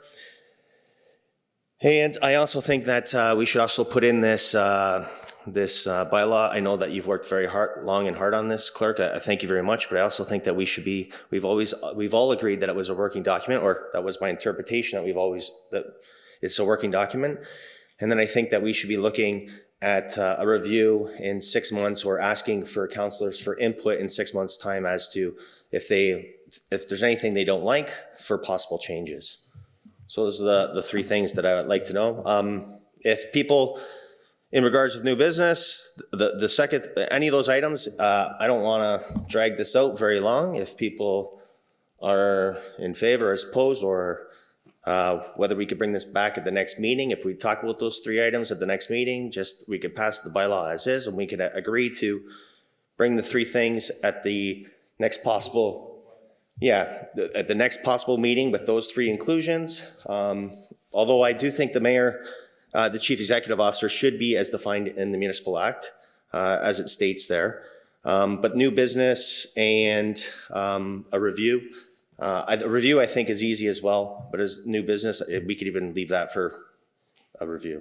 So just for clarification, to revert back to how it was on Thursday. Correct. Okay. Correct.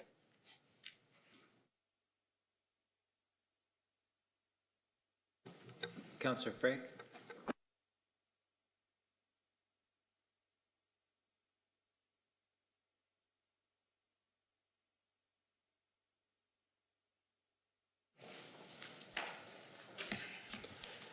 Thank you, Mr. Mayor. I have no problem with Councillor Ritchie's adding the mayor as executive officer as per the OMA. But in terms of new business, I think most municipalities have that in their agendas, and I believe we should have it in ours. It's a simple vote. We can do that tonight, and let's see if we can get this bylaw through and have it all dusted, rather than have to come back to it again in a few more months.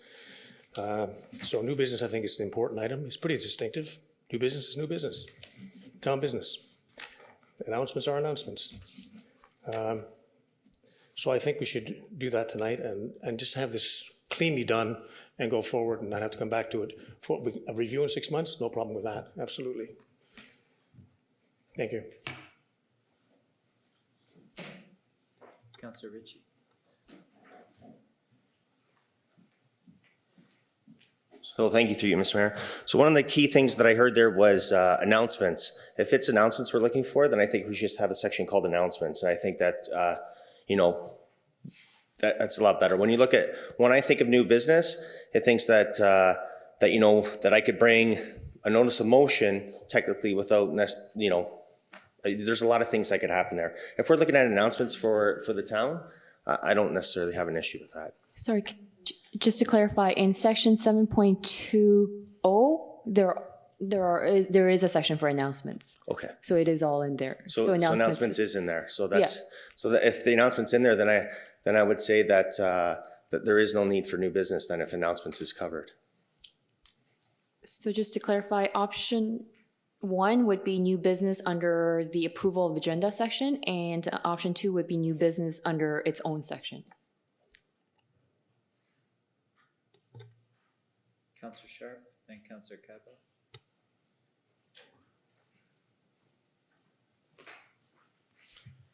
Thank you, Mayor Jordan. To the clerk, we had some discussion at length about this when we were talking about what was it? It was sending support. It was a letter of support to the provincial or federal government about the rent relief, commercial rent relief, and so that is an item where I think new business will sometimes come up, right? New business that is, it's not. So certain business should require a notice of motion. Certain business I think should be able to be brought during the meeting, like, I don't know, for example, like correspondence to another level of government, when we would make a resolution to send support to the provincial government for, I don't know, some program that they're discussing, and like they may have just announced it and they may be voting on it in 2 weeks' time, and like I think that type of new business you might want to bring at a meeting, vote on. It's fairly inconsequential. It's not a matter of budget. It's not really directing staff. It's just sending a letter of support, and I think that is something that will come occasionally and possibly frequently. And like I said, it's fairly inconsequential business, but I think that belongs under the heading of new business. And if the clerk could just clarify, would a motion like that be allowed to be brought?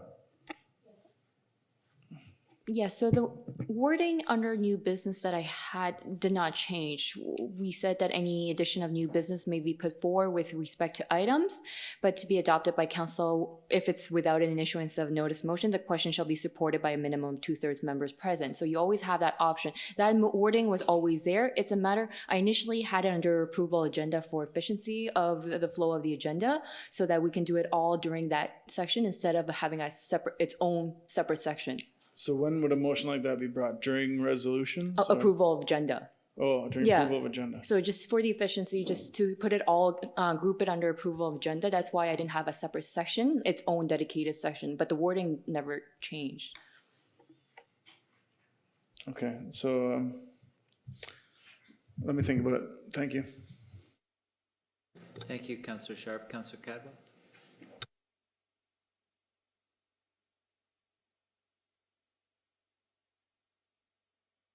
Thank you, Mayor Jordan, through you.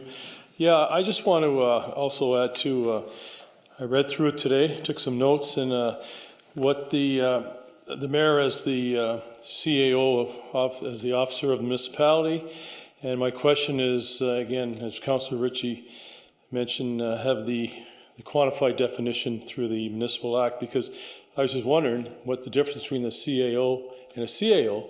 I believe the CAO has more power than the CAO. So that's all clarification.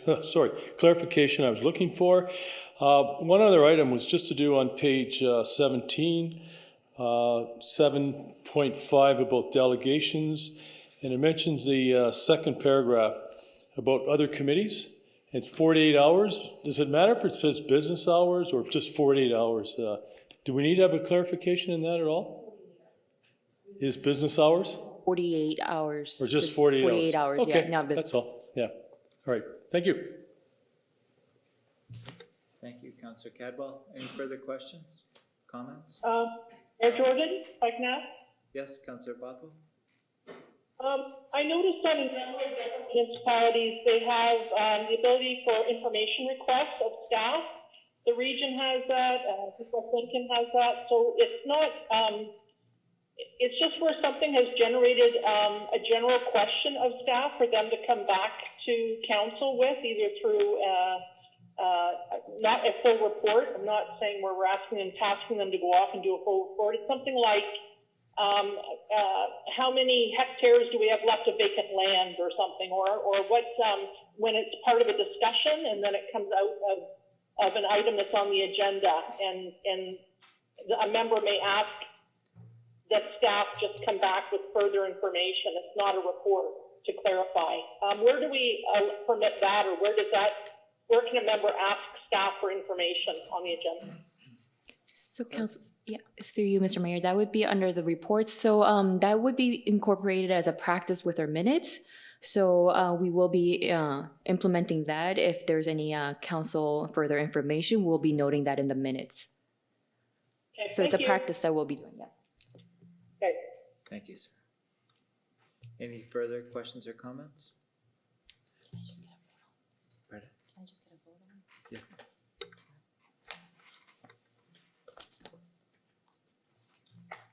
All right, so this is section 7, option 1, new business under approval of agenda, and option 2, new business under its own section. Councillor Bothwell?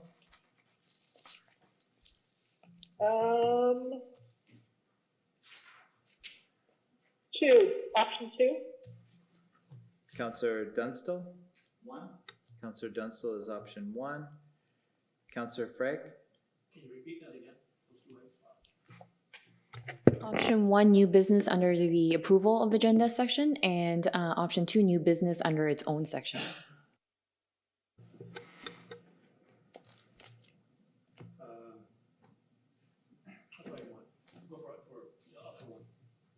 Councillor Freg is option 1.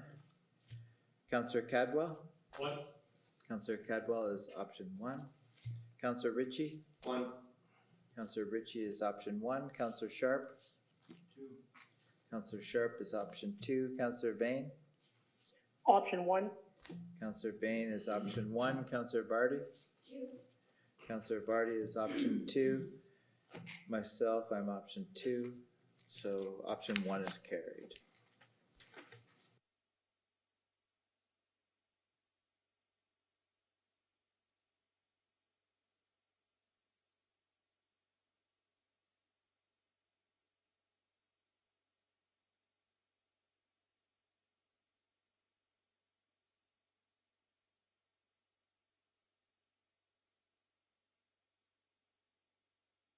Just need a mover and seconder for the options we just decided on. Moved by Councillor Freg, second by Councillor Cadwell.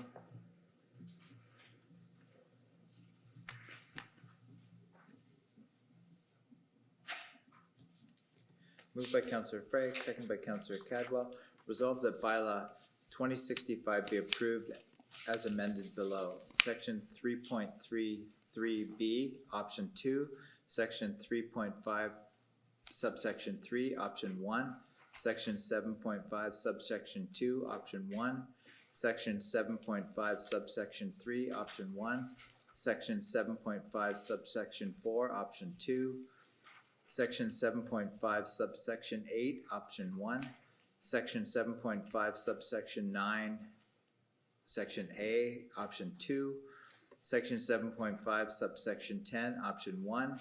Section 8.3, subsection 2, option 2. Section 8.3, subsection 3, option 2. Section 8.4, subsection 4, option 2. Section 8.5, subsection 2, option 3. Section 9.8, subsection 2, section B, option 3. Section 9.9, subsection 2, option 2. Section 15.2, subsection 2, option 2, Section 15.2, subsection 3, option 2, Section 15.4, or 15.2, subsection 4, option 1, and clarification to the definition of mayor, Section 7, option 1, and that bylaws 7-81 as amended be repealed. Recorded vote. For point of clarification. Councillor Ritchie? Through you, Mr. Mayor, are we going to allow a mandatory process, say in 6 months for possible changes? Just have an automatic review, so if there's councils here that don't like how something's working, they could submit their changes to the clerk with a notification. Yeah, I think that was certainly. I think it's a new bylaw, so I think it would be good to put a little time frame in there if that's all right with my colleagues.